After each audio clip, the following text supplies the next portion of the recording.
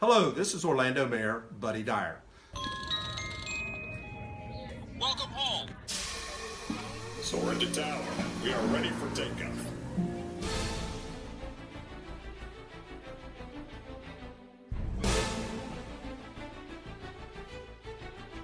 Por favor, manténganse alejado de las puertas.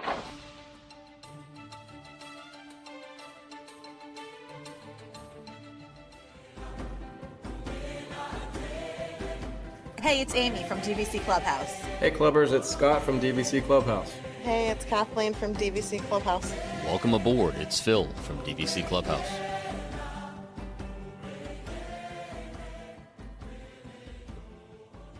Hey, everyone, and welcome back to another episode of the Debrief Podcast brought to you by DVC Clubhouse. This is Amy, joined as always by Phil, Scott, and Kathleen. How's it going, guys? Hi, guys. Hey guys.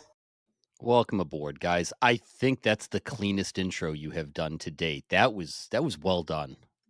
Listen, you told me yeah. that we were short on time tonight, so I understood the assignment, and I just, I work best under pressure, guys. Clearly, I didn't say we were short on time, just we've got to record 2 tonight, so we definitely don't want a couple of 3-hour episodes. That was good. That was really good. Great job, Amy. I miss the days when she always got it wrong. Well, Right? listen. Take 32. I'm having a good day today, but who knows? The next episode that we're going to record in 40 minutes from right now, who knows what'll happen?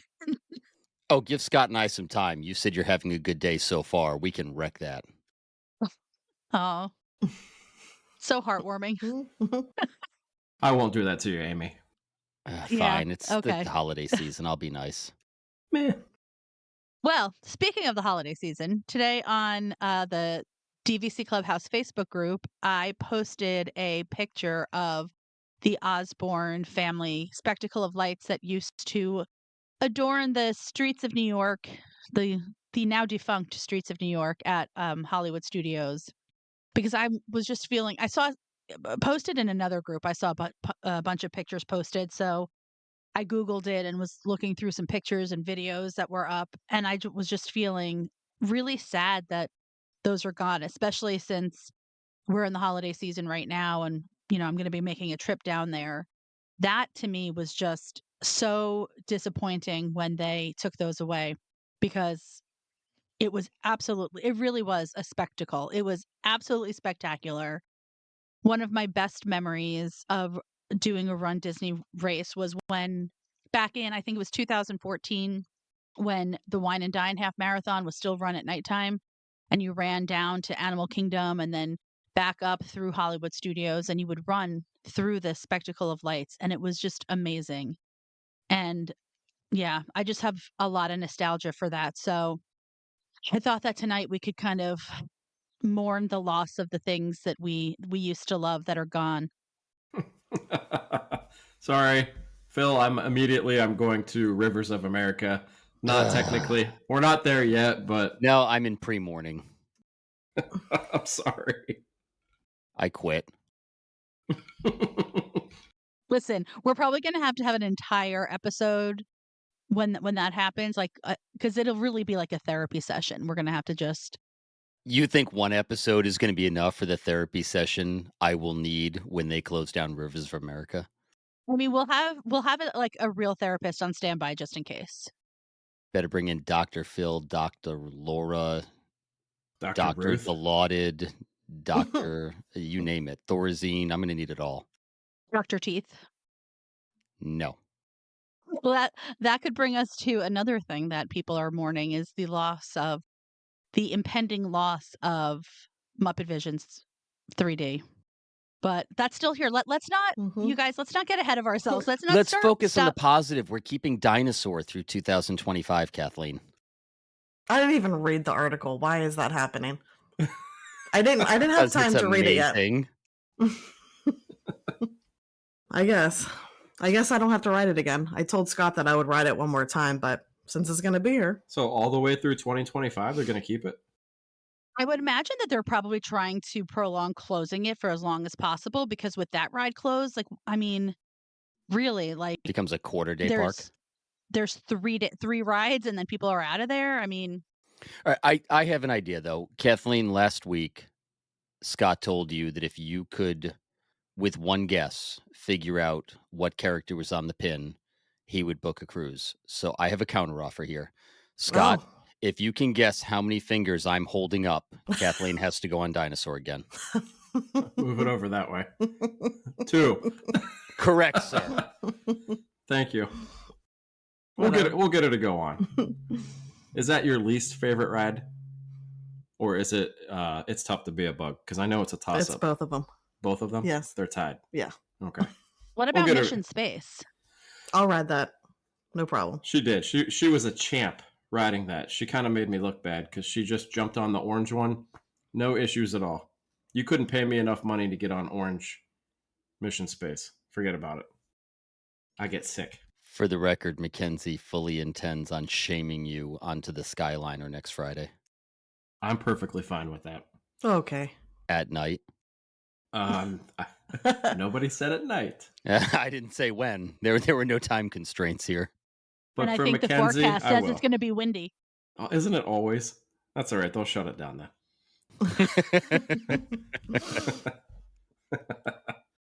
Anyway, we got All off right. topic. I'm sorry. Yeah, we What else did. is So new? I wanted to go back to something, Scott, that you had said before we started recording, and you said the maelstrom. Mm. And I'm curious to know, do you guys do you wish that the maelstrom was still there, or are you happy that it's frozen ever after? Well, I've never rode the previous one, and I like Frozen, so I You don't have have- nothing to compare it to. You have a special, you and Lily, that's your Yeah, special we do. ride. So I don't think, even if you rode Maelstrom and that was your favorite ride ever, you would still like Frozen. But I could do without Frozen. I miss Maelstrom. I just think it's classic Epcot. That's just me. Yeah. Yeah, I'm on board with you. I think this is another one of those that, in retrospect, I don't think the ride was that amazing, but it just harkens back to original Epcot, and there's some nostalgia there. I think that had they kept the hole in the side of the ride that looked out over Norway and still ran Frozen through it, I'd be a lot happier. I miss that a lot. But I also think that not having to rush from door to door to get through that awful film that closed out Maelstrom is a bonus. You know, I feel like somebody posted on some Disney group a few days ago that they waited in line for Frozen for like 50 minutes or something. And then when they wrote it, the projections on Anna and Elsa's faces were not working, so it was just like a black screen. And they were like, this is like terrifying, and you wait for 50 minutes and that's what you get. And I also feel like there's parts of that ride that I like are really enjoyable. I think that like if you get into it, you could really have a great time. But I also think that they could have done a better job with the ride overall. And I agree with you, Phil. I feel like they could have kept the opening, which would have, because it even looked cool from the outside. It gave some kinetic energy to that whole pavilion. It was open. It was exciting. It gave a preview into the ride. It was a coming attraction. There was so much to be said for that. And you could see the boats as they would like come out. You would see the back of the boat, and that was so cool. And so I feel like they could have done a better job, because I do think that the cue to that line is like pretty cool and kids love it. So there is that. I mean, I think it's probably more appealing to kids than Maelstrom was. But I just feel like in the world of Disney getting away from what like original intent was, it was, we were supposed to be learning about the countries and the cultures in these pavilions. And the Maelstrom was like a story, like an educational story told through a ride about what Norway was like. And you kind of lose that completely. Now Norway is basically a restaurant, a bakery, a merchandise shop, and a Frozen ride. There's like, and then you have the stave church in the front. Which no one ever goes into. I actually walked through it the other day because it had been a long time, and it's pretty cool when you go in there. But I saw a number years ago. The whole idea was that it was supposed to promote tourism to Norway, and it actually did its job. They had travel agents there, and it was some silly number. Like tourism to Norway increased by 300% or something ridiculous after they opened the Norway pavilion. So clearly it served its purpose. Clearly. I mean, maybe if they had updated that movie a little bit, people wouldn't be running to get out. Or maybe the reason why people were running was because they were trying to avoid a sales pitch. I mean, It's who knows? possible. I just remember that door opening and everybody it's like when you get onto Guardians now, you know who has been on Guardians before because they all crowd that door to get to the ride. When you got off Yeah. of Maelstrom, you would know the people that had been on it before because as soon as that door opened, it was a dead ass sprint to the other side of the theater to get out of the other door before it closed. Totally. It was like a totally a part of the experience of that ride. Yeah. So, I mean, that was a good call, Scott. I think Maelstrom is definitely one that is in the column of something that I miss, and I prefer the original to its replacement. Yes, I'm the same way. I have a better one than that, but if we want to stick in Epcot, Well, Phil, why don't you share your I opinion? So before the episode started and preview of coming attractions, you're going to hear your first fairy horn here. If I can just sit here and tell you the one thing that I miss, it's every thing in Epcot that made Epcot Epcot. Just bring that all back and I'll be perfectly happy. That's all I ask for. No walls, no silliness. The original Figment, Dreamfinder, World of Motion, Horizons, all of that amazing stuff. Just bring it on back. I'll be happy. It's not asking a lot, is it? The fountains. Fountain of Nations, yes, please, and thank you. Oh, by the way, did you guys see they actually fixed some of the lights down in the center of World Celebration? I guess apparently the LEDs are in large part fixed. We'll see for how long. I Oh, didn't say that. and fiber optics in the sidewalk. Can we please bring back the fiber optics in the sidewalk? And I have a big one from Epcot, Illuminations. I mean, to me, Illuminations, Tapestry of Nations, like hardcore, like full stop, those if I could get anything back at Disney, it would be those two things. I'm inserting such raucous applause here. We all know how I feel about Illuminations. Nothing in Epcot has matched it ever. Not even close, not even the same sport, never mind the same ballpark. Illuminations was, is, and will forever remain king of Epcot nighttime entertainment. I mean, there is a reason why the soundtrack to Illuminations and Tapestry of Nations are in the opening of our podcast. And by the way, get the biggest applause at the Points of Light out in front of Spaceship Earth. When they premiered that, everybody was excited about everything that was playing. But man, they threw on that Illuminations music and the crowd burst into applause, As they should. as they should. You know, I don't know that I necessarily have like think that they should bring this back, but something that I have nostalgia about, and I probably because it was something that I did the first time I was there, was when you could make your reservations, your dining reservations on the screen, talking to The somebody. original video screens, those were Yeah, so cool back in the day, weren't they? I loved that. So, yeah, I mean, I think that overall, like Epcot is just a totally different park than it was way back when. And so I think that like we've all kind of had to like convince ourselves that we love it. And there are things about it that are great. Like I really do enjoy the Moana Journey of Water. I Oh, think it's that's fantastic. beautiful. I think that Guardians, people love it. It was, Epcot needed some thrill rides, and that definitely has fit the bill there. But I think Soarin' overall, inside the land pavilion has been amazing. We love Soarin'. I miss some of the aspects of the land pavilion, the original fountain that was in there, the balloons actually moving up and down, but Soarin' was a great addition.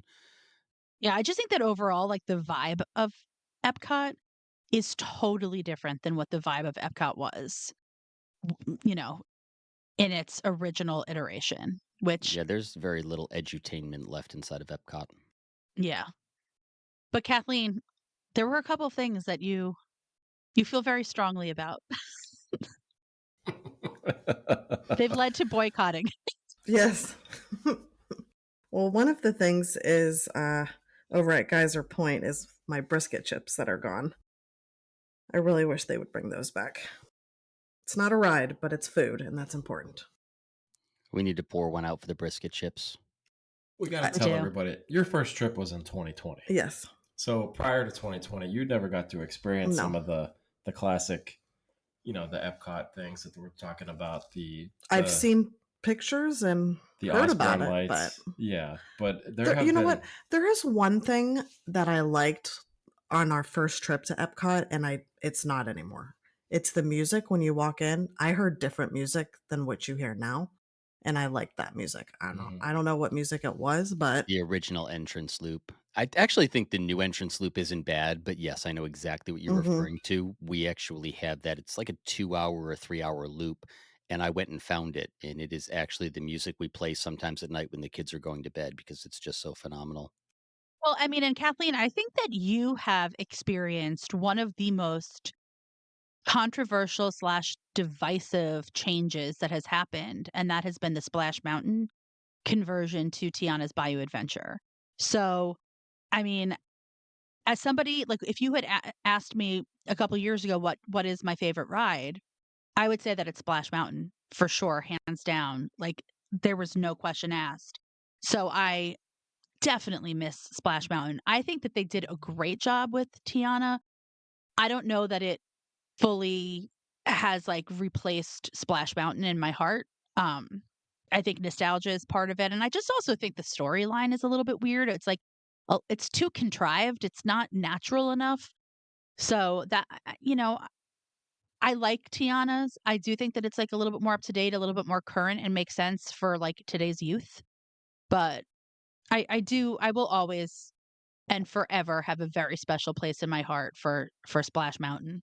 I mean, I the first time I rode Splash Mountain, I absolutely loved it. I remember going up the hill thinking like this is everything I saw like on TV and whatever, whatever things that I've watched, and it was just I was just in awe of it. And I'd much prefer Splash Mountain over Tiana's. It seems to have been a theme, though, hasn't it? That you look at Galaxy's Edge and what they did there to try and create a new storyline versus going back to the classic storyline that left people disappointed. Tiana, they could have gone back to the movie and made everyone happy, but they created a new storyline. Seems like the only ones that have been successful have been all original, like Minnie and Mickey's Runaway Railway. That at least was a new storyline. They replaced everything. It took off from the cartoons. But this veering down a tangent away from the original storyline, I'm not sure what their intent is. It's like in their movies, all they do is sequels, but in their rides, they make up new stories. I think they've got something backwards somewhere. Yeah, I have Yeah. no desire to ride Tiana's. I don't care if I ever rode it again, actually. It doesn't do anything for me. I don't really like it. Now Lily, if you would ask Lily, she would say that she likes Tiana's better than Splash Mountain. And there's that generational gap. Yeah. definitely yes. Yeah, I mean, sadly, I hate to admit that I'm getting older, but I feel like I'm starting to become like that, like clench my fist in the air old person. Like Mhm. Shout at everything's clouds. changing. Yeah, exactly. Yeah. So, I mean, I that's something I have to grapple with, but All right, I'll pull out my inner old person here as long as we're in Magic Kingdom. If I could bring back something to Magic Kingdom, how about some trees and some benches?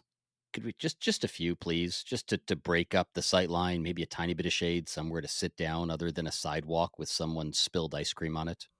the first time I went to Disneyland in what was it, 2021, 22? I don't remember. I That is something that I really noticed was how many places there are to sit and how many trees there were. And I was like, why can we not have this in Disney World? There's like nowhere to sit in Disney World unless you're paying for food. And even at that, you need to like stalk the area to get a place to sit. Like give me a nice shaded area. There was a spot in Disney California Adventure that was just like a giant area of tables and chairs that are shaded by trees where they had some like live entertainment. What is that, I mean, Fantasia Gardens or whatever that is down in the corner? I know exactly what you're talking about, down by the corn dog stand. Yeah, and there's pergolas, there's covering, there's trees, there's benches, there's tables, there's a quick serve over there. It's beautiful. Yeah, they don't really have a lot of now that you said that, there really isn't a lot of seating at Magic Kingdom. other Go than back when and you're look at photos from 20 years ago. you're trying to fight for a spot at Casey's. But yeah, there really isn't.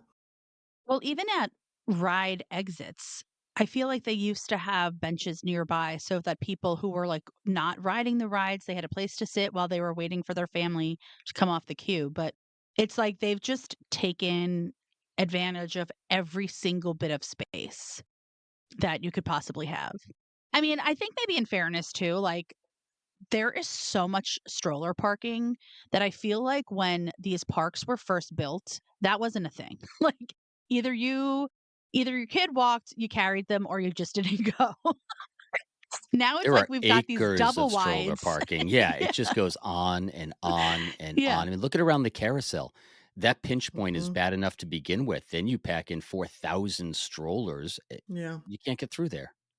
Yeah. So I mean, I think that like stroller parking has become something that is like almost unmanageable and has any place where they could have put a bench, they now have stroller parking.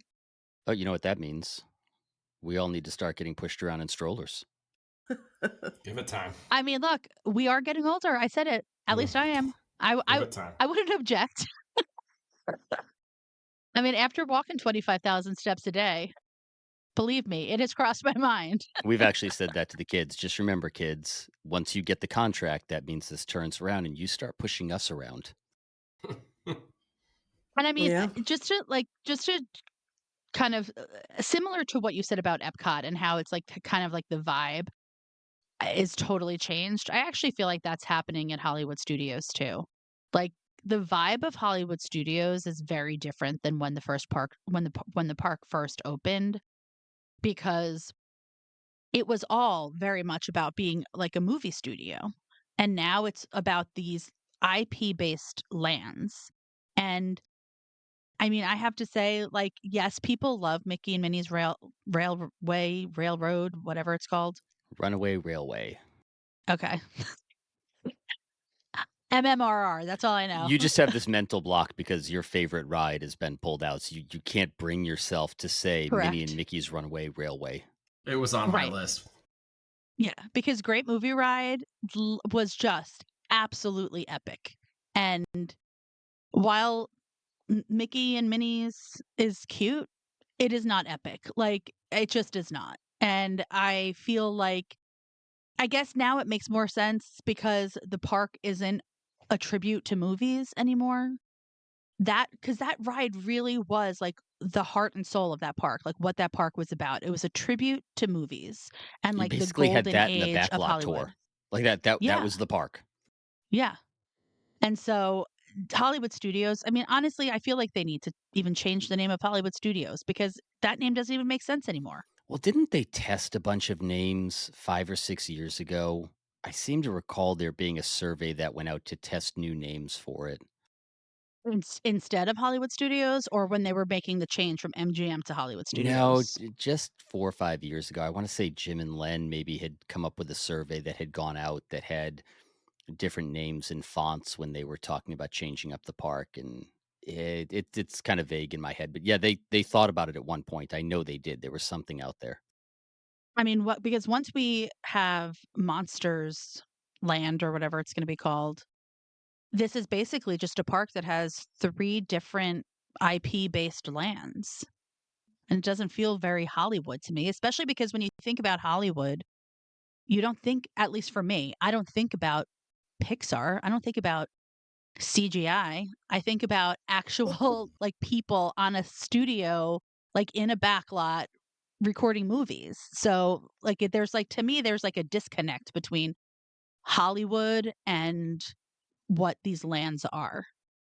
When did they change their name from MGM to Hollywood Studios? 1998. No, it was still MGM through the early 2000s. I want to say 5, 6 maybe. Hmm. Because I was just we guessing. went in '04, I think, and it was still MGM when Em and I went for our first 2008. trip. 8, okay, yeah, I Oh, knew it was wow. after that. I was only 10 years off. I mean, we've said for forever You're now that close. it should be called Disney's Disparate Idea Park. There's Yeah. no fluidity to that park. whatsoever. And there barely was in the beginning, but at least it had a defining theme, a defining idea. Once they walked away from that, it has just been where they've thrown random things for 15 years now. Yeah, totally. Disney's hodgepodge. There it is. You Hodgepodge know, Park. so I'm curious, Phil, as somebody, you have been going to Disney your entire life and you love Polynesian so much. There used to be like a lot of stuff at Polynesian that's like no longer there in terms of like just entertainment and Oh, there before was a they built the ton. So bungalows. where do I start? So I mean, obviously you've got the original lobby that had the waterfall that got pulled out, what, 10 years ago now, give or take, when they pulled all that down. You had a restaurant where Lilo's Playhouse was that's now staff. You always had the luau. You had surfing originally. You had all of the boats. There were sunfish. There were watercraft you could take out, small power boats. There were catamarans, Hobie cats. What else was up there? I mean, yeah, the list goes on and on for Poly. But remember at the time, I mean, in their defense, you had contemporary, you had Polynesian, and you had the campground. That was it. So this goes back to a time when Disney was considered the vacation capital of the world. You were supposed to go and visit the one park that was Magic Kingdom and then spend the other 4 or 5 days exploring everything else they had to offer. It was all about the experiences outside the park as well. And it's become so park centric now that I don't think they have to do that anymore. But in the very beginning, yeah, you were expected to maybe spend a day and a half inside of Magic Kingdom and another 3.5 exploring the 3 resorts that you had at your disposal around Seven Seas. I saw a picture the other day that somebody had posted online of Seven Seas Lagoon with some sort of like sailboat and surfer and all of this stuff. And all I could think of was you would not catch me dead surfing in Seven Seas. Well, Well, with the first of all, I brain wouldn't eating be. Amita, you would be dead. Yeah, yeah. I would not be surfing anyway. But if I was a surfer, you would not catch me putting my bare body like into, well, not bare, I mean I would be wearing a bathing suit, but you know what I Easy mean, there. like submerging my body into Seven Seas Lagoon There was because water skiing, there was windsurfing. I mean, you name it, they had it working off of that beach. I mean, it was supposed to be a water playground. Oh, you also had at one point, remember, River Country? Was it River Country yep. around the corner, which was fed off of Bay Lake? I actually listened to an interview with one of the Imagineers who was there and ended up subsequently speaking to a former executive that was in charge of water safety. And he confirmed it that one of the reasons they had to close down was as the wildlife moved back into the area, they had up predator nets. And baby gators were getting through the predator nets because they were wide enough, and they would have to clear river country every day to get small gators out of the water and out of the slides. And it just became too much of an issue. Well, Kathleen and Scott just saw a baby gator right by Polynesian the Right. couple weeks Yeah. ago Right across the street, we saw a cast member trying to catch it. Put with it in. marshmallows. Yeah, they were throwing marshmallows at it. I didn't know gators ate marshmallows. Well, they actually like it better when there's some graham cracker and Hershey's chocolate over a fire, but marshmallows will get it started. He was a little baby. he got lost on his way to Fort Wilderness for the campfire. I just lost my train of thought. Did you guys mention Pleasure Island? I was just thinking about how far back I wanted to go there, and it would actually go prior to Pleasure Island to the Lake Buena Vista Shopping Center. That was another place you could go and rent boats and drive around Lake Buena Vista down the tributaries before you even had Dixie Landings, which became Port Orleans. There was a lot there. Honorable mention, by the way, to the candle making place that for some reason is stuck in my head from when I was a little kid. Well, I mean, for me, and Phil, you and I have talked about this a million times, but Adventurers Club. I mean, Pleasure Island was great, but I wouldn't be upset if they had never brought the rest of Pleasure Island back. But if they could bring Adventurers Club back, I mean, before I said Illuminations and Tapestry of Nations might be my number one thing I would want them to bring back. I mean, it would probably be tied with the Adventurers Club because that was also just so quintessentially Disney. the greatest entertainment, fun for the entire family, such a great storyline. And, kind of like what you were saying before, Phil, how it's like they're just like the weird tangents that they're going off on these movie storylines. I miss the days when Disney made up a story and carried it out, like kind of like how Typhoon Lagoon, like they made up this whole story for Typhoon Lagoon and they made up this whole story for the Adventurers Club. Like they just don't do that anymore where They they made up just a whole make up a story for story. everything. Beach Club, Boardwalk, Port Orleans, Adventurers Club, you name it. There was always, always, always a backstory. Look at Big Thunder Mountain. It's got a backstory. Everything's got a backstory. And now it's just, and again, maybe it's generational. I'm okay with it. Now it's just IP, throw a ride at them, forget the details. One thing I miss the most, you want to talk about the one thing I miss the most from Disney? Storytelling, thematic integrity, and details. You bring back those three, and everything else will fix itself. Completely agree with you.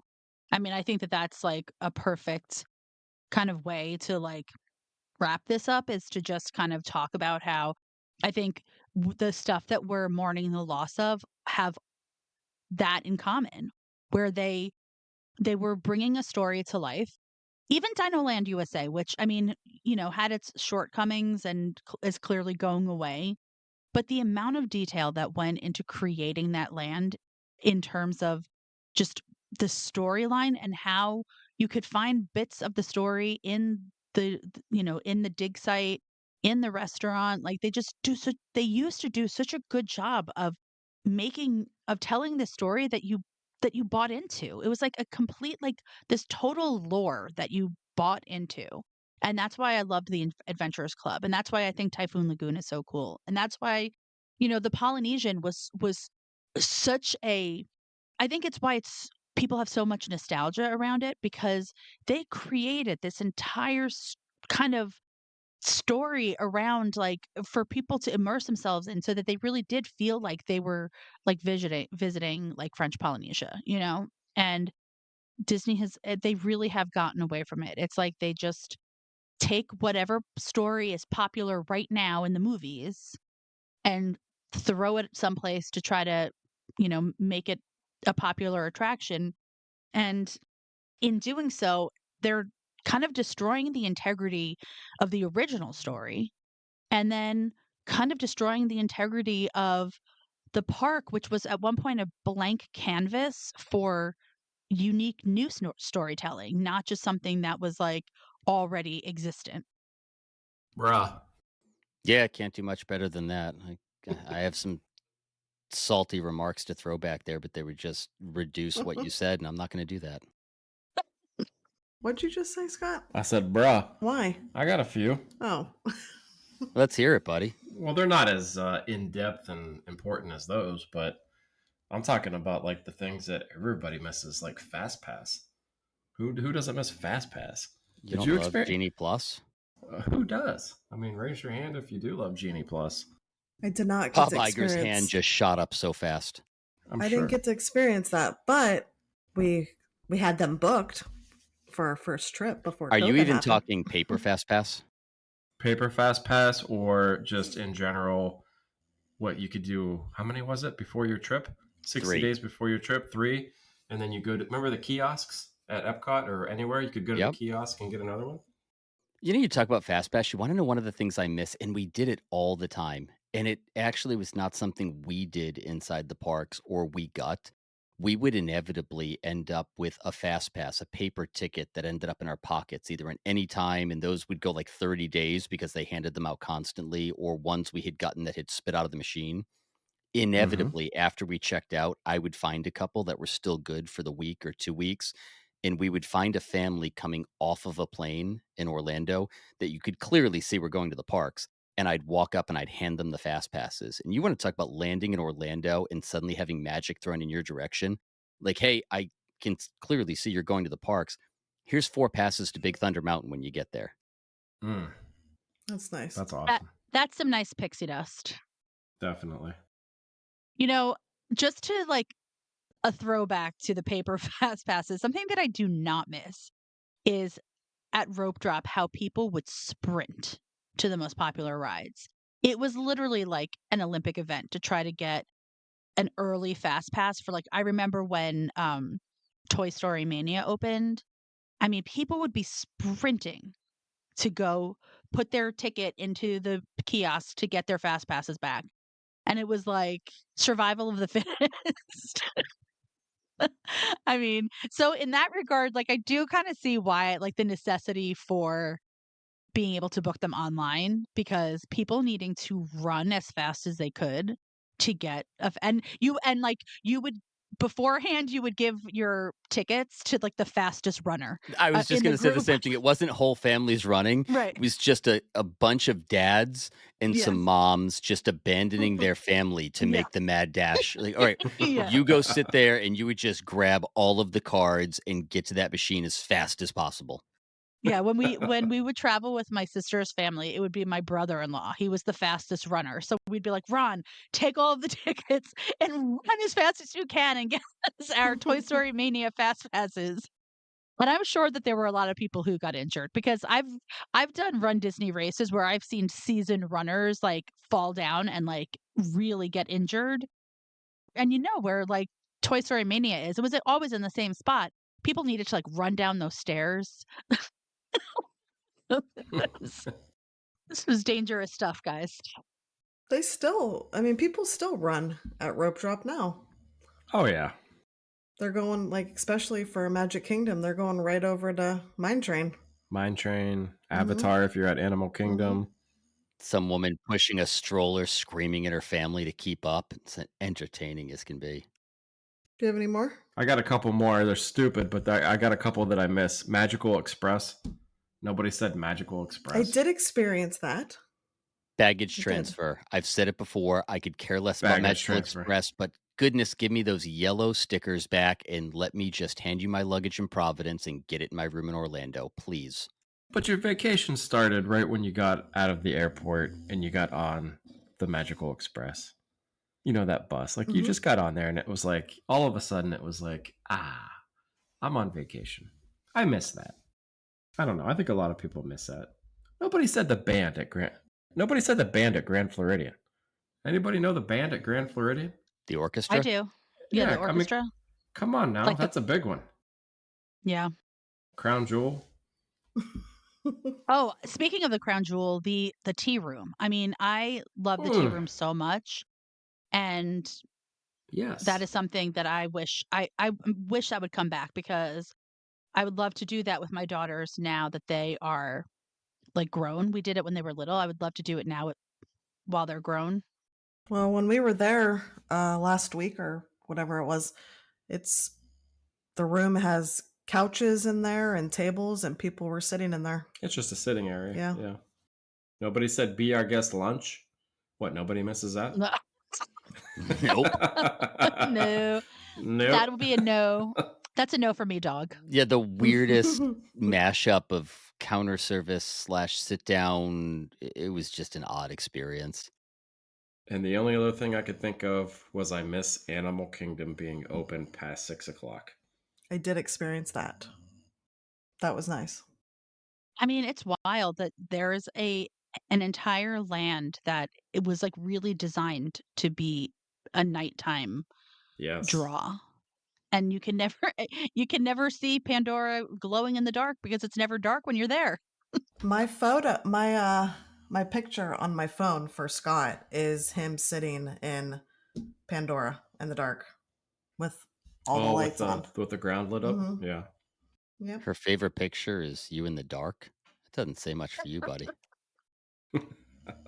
Well, I too was going to say something, but I will couldn't not. help myself. That's all I got. Those are all good ones, Scott. The only other one I had was the dance party at Hollywood Studios. Did anybody do the after hours at Hollywood Studios a long time ago? They had a dance party? Nobody did that. Wow. It was all of the weirdest characters would come out. Like all of the sidekicks would come out. And they did a huge dance party at Hollywood Studios. We have been completely remiss. How did we not catch this? We've been talking about nighttime entertainment, the dance party illuminations. Nobody said wishes. You know what? You can have wishes. That's fine. I was prepared to hate Happily Ever After, and I love it now. Can we get a nighttime parade back at Magic Kingdom, please? Pretty please. That is something that I desperately miss. That would be nice. Yeah. I also just think that it's something too, like we talked about this a couple of episodes ago, where that nighttime parade was so great because it was like this thing that happened where people would just like follow the parade out of the park. Like it was another way to end your day if you weren't waiting for the fireworks.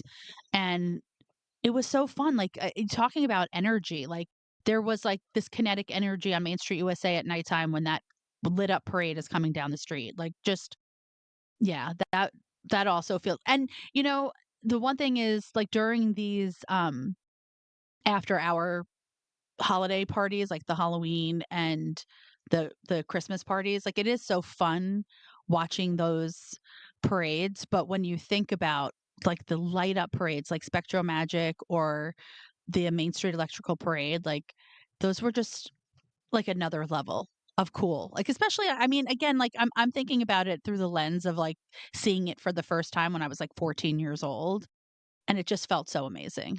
We don't even need a new parade. Here's an idea. Pro tip. Just dangle some LED icicle lights on Festival of Fantasy. Send it through the park at night. I'd be perfectly content. Maleficent can breathe fire. You can see Ariel flapping her tail up on top of her float. Throw a spotlight on the princes and princesses dancing on their round tables. It would be perfectly adequate. Just give us something. $100 in icicle lights at Walmart, and you can have a parade. It's that simple.